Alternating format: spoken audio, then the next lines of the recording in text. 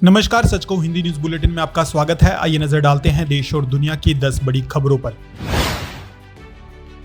राजस्थान के जैसलमेर में भारतीय वायुसेना का विमान हुआ क्रैश। आग की लपटों से घिरे विमान को देखकर लोगों में मची भगदड़। सूचना मिलते ही वायुसेना के अधिकारी और फायर ब्रिगेड की गाड़ियां मौके पर पहुंची। वायुसेना के अधिकारियों ने कहा कि मामले की जा रही है जांच। वहीं हादसे वाले इलाके को किया गया सील। बता दें कि इससे पहले भी 12 मार्च को जैसलमेर के जवाहर नगर में सेना का एयरक्राफ्ट हुआ था क्रैश।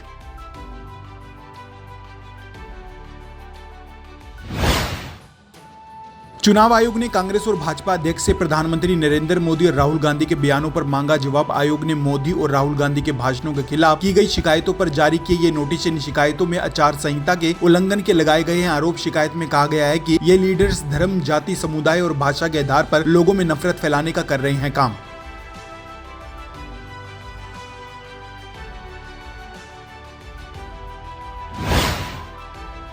पटना जंक्शन में 50 मीटर दूर पाल होटल में अचानक लगी आग। ये आग इतनी भीषण थी कि आसपास के 3 होटलों को भी अपनी चपेट में लिया। हादसे में 3 लोगों की हो चुकी मौत। वहीं पाल होटल में एक शव मिल चुका है, जबकि पास के अमृत होटल में मां बेटी के शव भी किए गए बरामद। वहीं आग की लपटों के बीच 35 लोगों को निकाला गया सुरक्षित बाहर। फायर ब्रिगेड की 51 गाड़ियां कड़ी मशक्कत के बाद आग पर काबू पाने में जुटी।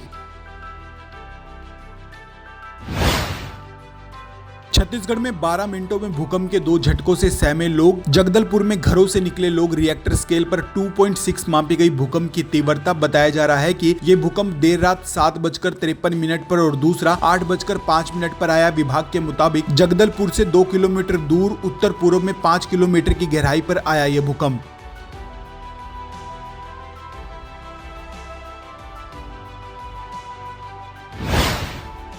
हरियाणा में पहली बार वोटरों को चुनाव आयोग देगा शादी जैसा निमंत्रण। मुख्य निर्वाचन अधिकारी की ओर से ये निमंत्रण सूबे के 50 लाख घरों में बांटे जाएंगे। ये निमंत्रण पत्र लोगों को वोट डालने की याद दिलाएंगे। इसके साथ ही सबसे अहम बात यह है कि इस इन्विटेशन पर जो भी वोटर वोट डालने के लिए आएगा उसका पोलिंग बूथ पर अधिकारी करेंगे जोरदार स्वागत।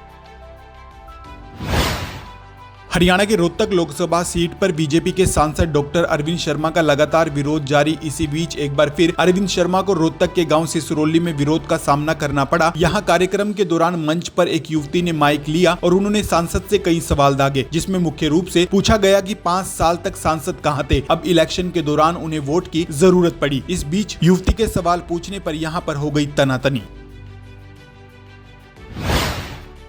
हरियाणा की हिसार लोकसभा सीट से टिकट न मिलने से नाराज चल रहे कुलदीप बिश्नोई को मनाने की भाजपा ने शुरू की कवायद। दिल्ली स्थित बिश्नोई हाउस में कुलदीप बिश्नोई से मिलने सीएम नायब सिंह सैनी पहुंचे। यहां सीएम ने बिश्नोई परिवार के साथ ब्रेकफास्ट किया। इस मौके पर कुलदीप की पत्नी रेणुका और बेटे भव्य बिश्नोई भी रहे मौजूद। मुलाकात के बाद कुलदीप बिश्नोई ने कहा कि मेरी कोई नाराजगी नहीं है, मैं बीजेपी के लिए जरूर करूंगा चुनाव प्रचार।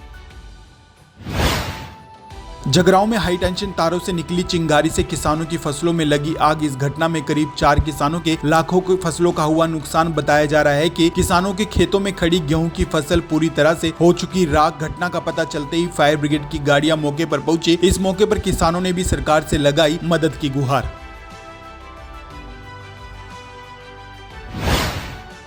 पंजाब के फाजिल्का की अनाज मंडी में गेहूं की ढुलाई का काम करने वाले मजदूरों ने शुरू की हड़ताल। मजदूरों ने आरोप लगाते हुए बताया कि उन्हें कम दी जा रही मजदूरी। इस महंगाई के दौर में कम मजदूरी से परिवार का पेट पालना हुआ मुश्किल। मजदूरों की मांग है कि 5 रुपए प्रति बोरी के हिसाब से उन्हें दी जाए मजदूरी।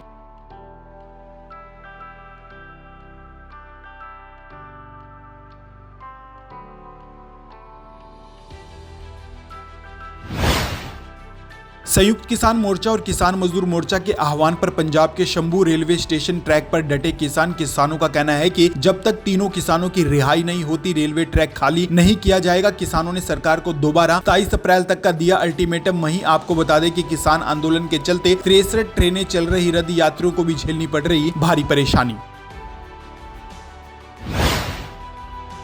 सच कहूं हिंदी न्यूज बुलेटिन में इतना ही। देश और दुनिया की तमाम बड़ी खबरों से जुड़े रहने के लिए देखते रहिए सच कहूं हिंदी चैनल।